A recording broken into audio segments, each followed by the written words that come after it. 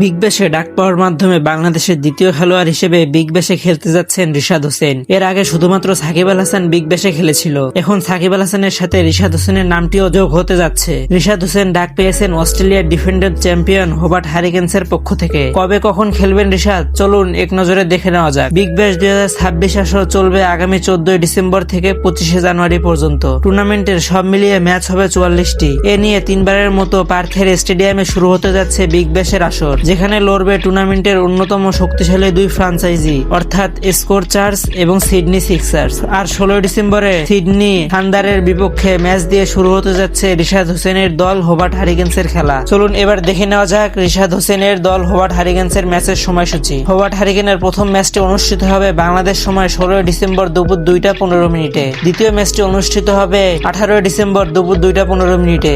তৃতীয় ম্যাচটি অনুষ্ঠিত হবে 21 ডিসেম্বর দুপুর 2টা 15 মিনিটে।